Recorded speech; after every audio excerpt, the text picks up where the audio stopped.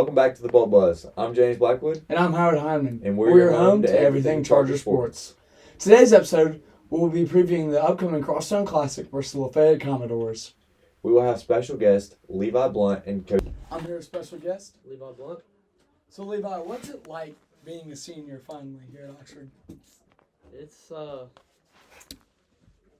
lot to handle. I feel like, I think classes are a lot easier school-wise. It's a lot easier. We get the privilege of having senior privilege, so that makes focusing on football a lot easier. But as a football player, as being on the team goes, it doesn't feel real. It doesn't feel like it's been 4 years, but it has, and I couldn't be more excited though. What kind of roles does being a senior kind of give you?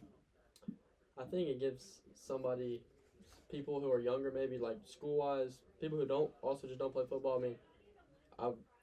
I would love to say that I've been well accomplished and I've carried myself well in the school. And I would say give somebody to look up to. I hope that'd be a blessing. It'd be something God given me, and yeah.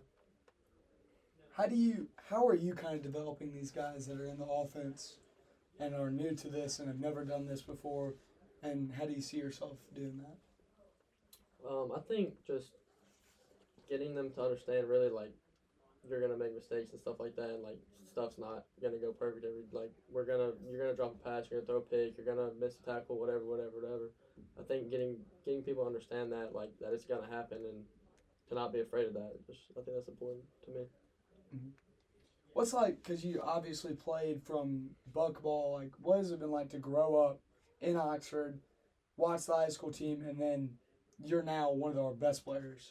Yeah, I think I remember when I was 10 or 11 joining buckball, I think looking up at DK and any varsity player really, I thought they were superheroes, to be honest. And to be honest, when I was that age, I never thought of myself as somebody who would be that person one day. But I think now that I am, I think it's a blessing, and I couldn't be more grateful.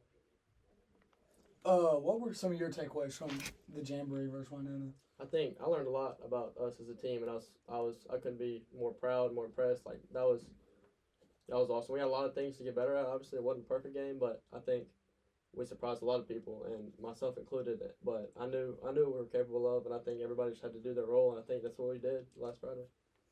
Obviously, with a young quarterback, it's kind of tough to get through everything with inexperience because he's never played in an actual 7A varsity football game. Mm-hmm. How did you see him grow from the spring to the summer to the fall in this Jamboree? Yeah, I would tell Drew this. When our quarterback first left, Mitchell, Drew was in no way at all prepared to be a varsity quarterback. I think not only as a football player, but as a person, he's matured a lot. I think he's worked so harder than a lot of people think he has, and I couldn't be more proud of Drew, honestly, and Trip. Both of them have stepped up to the role immensely. What does this rivalry versus Lafayette mean to you? It's awesome. I think just the whole week leading up to it, people are already sending out stuff, talking crap or whatever. Just it's all fun. I think being Lafayette, I don't think there's a game that means more to me, to be honest. Well, what are some of your favorite moments from those games? I think last year was, I think, my first year starting varsity, yeah. And I scored the first touchdown of the 2023 Oxford football season, and it was against Lafayette. And I think that I'll remember that one forever for sure. As a whole, what are some of your favorite moments as kind of a Charger? Man, I would say last year, Germantown, first playoff game, I think it was double or triple overtime. That whole overtime series, I've never been more antsy, more anxious. And then when Jack Harper ran the ball in, probably one of the best feelings in the world. What's the legacy that you want to leave on the field? I want to be remembered as a great football player, but a better person, somebody that people could talk to outside of football, and somebody that always had their back for you. How has the coaching kind of helped you do this stuff? How have they prepared y'all for the games on and off the field? Yeah, so we did this thing called Leadership Council at football, and it's just a small group of guys, and we'll meet with Coach Cutcliffe, Coach Boos, and Dr. Taylor, who has kind of been a mentor for the whole team, Coach Cut included. And I think just having stuff like that and having groups like that, and we'll meet before practice. I think I've grown so much as a leader just listening from those guys who know so much. What are some of your goals for this season as a player? I want to break DK Metcalf's receiving record. It's 1,500 yards, and I want to have 10 plus touchdowns. As a team, kind of how do you form that bond with your teammates? I think doing stuff outside of football is super important because obviously like you could be best friends at football, but like if that's the only time you're seeing that person, then like you're not really like a brother, you're not really family members, you're just a teammate at that point. So I think like going bowling, going to the movies, like hitting them up, saying like you want to go ice bath, going to work out, stuff like that. I think that's super important. How does that impact your on the field kind of performances? I think last Friday was a great example of that. Drew Dean, I did not know Drew Dean. I always knew of him. We have never been close until last year, I guess. And we started hanging out. He's come to the gym with me. He's come to ice baths with me. We've gone to movies together. Like we've really, I think, built a bond that a receiver and a quarterback should have, and I think that kind of showed last Friday. What is it like to have these bonds on these kids and to leave a lasting impression in their minds about how an Oxford Charger should act, how they should behave, and how they should play on the field as well? Yeah, I mean, I'm only 17 years old, and I think that the fact that I'm somebody that most of the majority of the football team maybe looks up to, it really doesn't feel real to me. But I couldn't be more humbled, and it's an awesome feeling, really. What was kind of your thoughts about how the rivalry between Oxford and Lafayette, how it is? I think it's one of the like best things in Mississippi. Like I don't know of any other teams that have like a rivalry like this, like a mini Egg Bowl, like a Oxford versus Lafayette, like two teams in the same county. Like I think it's awesome. What kind of preparation goes into a rivalry week? Like, is it any different from a regular week or any of that? I think what most people on the football team would tell you, like trying to be like low about it, would be like, no, it's like any other week. But I think like deep inside, to me at least, I'm this one's like super personal for sure. What does a game week look like for you? Like, how do you go about it mentally and physically? I think for me, one of the most important things I like to do in game week is getting like as much sleep as I can, because I've noticed that I just feel so much better when I get sleep. But I think practice habits and like making sure like, because it's a game week and like this is a season and everything matters from here on out. I think not getting too careless at practice and like having intentions for everything that you do is important for me. What kind of habits do you kind of want to display on your teammates and around the team that also help you? Yeah, I think it's fun to have fun at practice sometimes, goof off and stuff like that. But I would love to like one of my main habits is like for when it's time to get serious, like everybody on the team can like realize that, and I would love to like display that to everybody else, to where there's one point where everybody on the team knows like when to shut up, like when to lock in and stuff like that. For sure. How would you say you feel? How have you taken that leadership and just kind of ran with it? Yeah, I think I've had a lot of people like ahead of me, Matt Coward, William Wilkinson, people like that, Dane Harmon, Peter Grangy, Jack Harper. Like I've learned a lot from those guys, and like seeing how they act, like not just on the football field, but like when things aren't going their way, when stuff goes bad, like how they can handle situations like that. I think I give a lot of credit to those guys, because I wouldn't be in the same position right now if it wasn't for them. All right. Thanks, Levi. I'm James Blackwood here with Coach Logan Dodson, wide receiver and special teams coach. What's up, man? How's it going? It's good. Good. Great to have you on. Yeah, man. Thank you. Appreciate it. Yeah. So tell us a little bit about what you thought the Jamboree showed the team. Yeah, I thought the Jamboree, anytime the Jamboree, I think the most important thing is make sure we're healthy, right, and stay healthy afterwards, Nobody got banged up, so that was a positive. I thought we showed some good glimpses of things and things we were good at and things we need to work on moving forward. Winona's a good team. They're going to be a good team. They're in 3A. They'll be a great 3A club. They won the state last year. Super well coached. So it was a good test for us and trying to get us ready for week 1. So it was good. Was there anything specific that surprised you about a player or impressed you? Not really. I think one of the things I talked to the guys about a little bit was like, we didn't play in our spring game. We played each other. We hadn't played a game since Starkville of, middle of November last year. So that's what, 8.5, 9 months, just about, and we hadn't played anybody else. And so I was just impressed and wanted to see how we were going to compete against somebody else that's not your teammate that wants to win. You know what I mean? Because it's different at practice, and you go one-on-one with somebody or whatever, you're still teammates. You still both want the same thing. So now you're going against somebody who truly wants to beat you. It's a competitive atmosphere. Got refs out there. That's what I wanted to see the most, and that was really cool to see. All right, yeah. And then is there anything special or different y'all do to prepare for a rivalry game like Lafayette?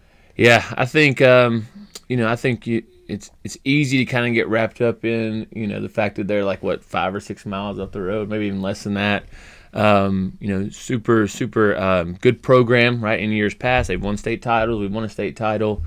I think you just got to continue on and work on getting better. It's a little weird, James, being in week 1, because we haven't.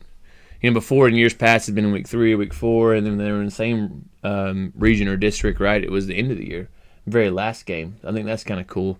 So I think the biggest thing is we want to gain all the momentum, and from fall camp to Jamboree, like you said, and play our best football in week 1, and let's see what happens, right? And focus on us and what we do, and then let's make a jump from week 1 to week 2, right? And continue proving each week, and let's see where it ends up going. Yeah, and y'all are gonna have live special teams this week, so tell me what you're looking for from your special team guide, like anything specific. Yeah, and it's funny you mentioned that because BJ Mix, we were in there, we were doing a meeting, we meet every day for special teams. It was 5 minutes real quick, and he said, "Man, Coach, I can't wait for kickoff to be live."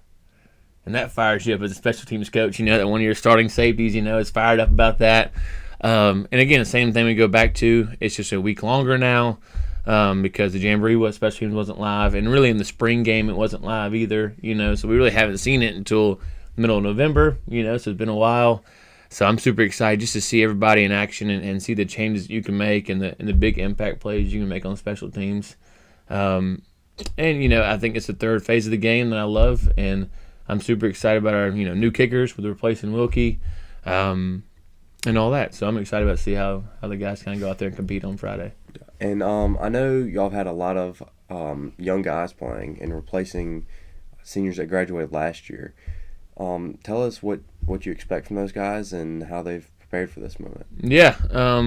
As far as the receiver room goes, we lost a couple seniors. Zay and Dane were one of them. Those two guys. And then we had Kingston, who's played a lot anyways. He stepped in.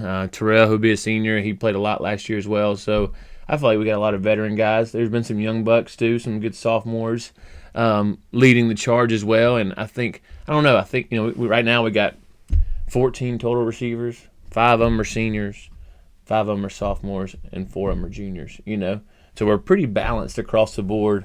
And I'm super excited, like you kind of talked about. Just seeing those guys compete and handle it. And then special teams wise, when it's so hot like it is now, you can't play your studs on every single special team, because they'll just get worn down for the game. So we got to do a good job of developing guys, developing young players, as you said, and just get them ready for some live action, and see it early. And, hey, if you can run down there and make a tackle on special teams, maybe we need to look at you at that linebacker spot, and play some more reps there. So that's what I'm excited about. Yeah. Well, y'all do have a great wide receiver class, very, very a lot of depth.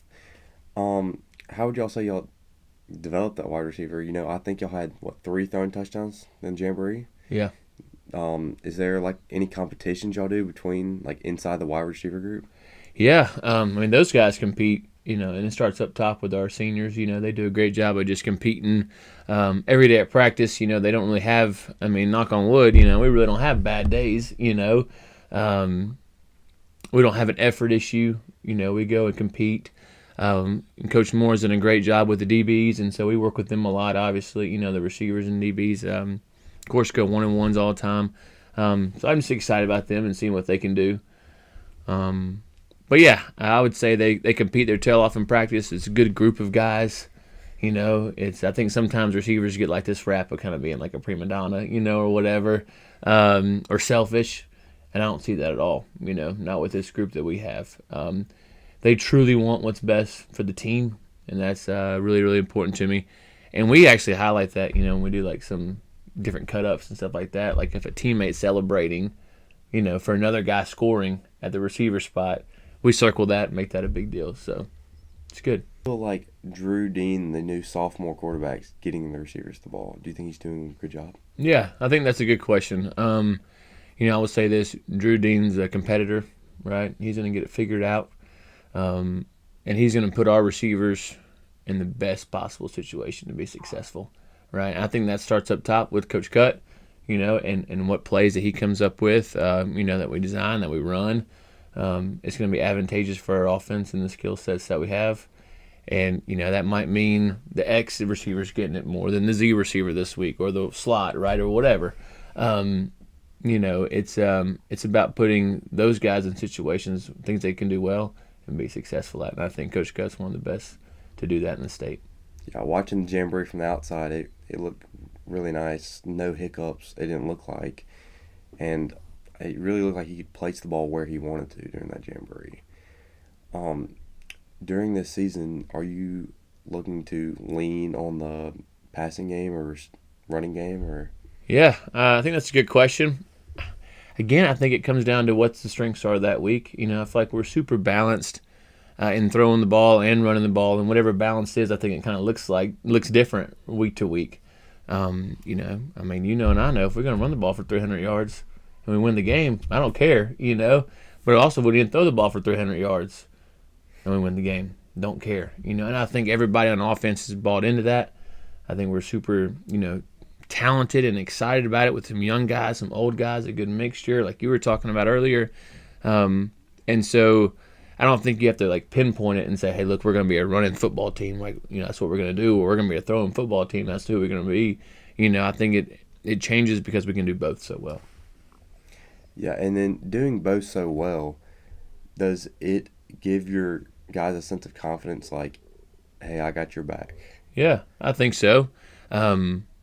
And you'll see it from the one team scrimmage. I don't know if you're out there for that, but we ran the ball really, really well, right? Maybe didn't throw it as well.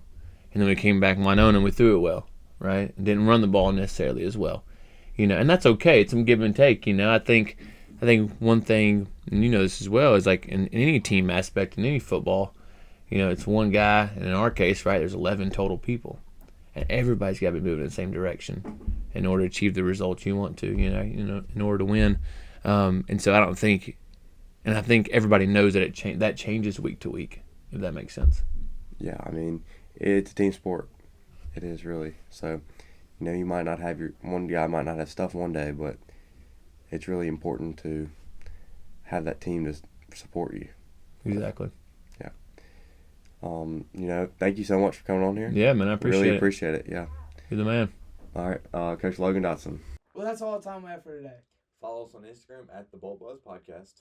And smash that subscribe button and obliterate that like button. Come back next week for the Charger football game against South Panola.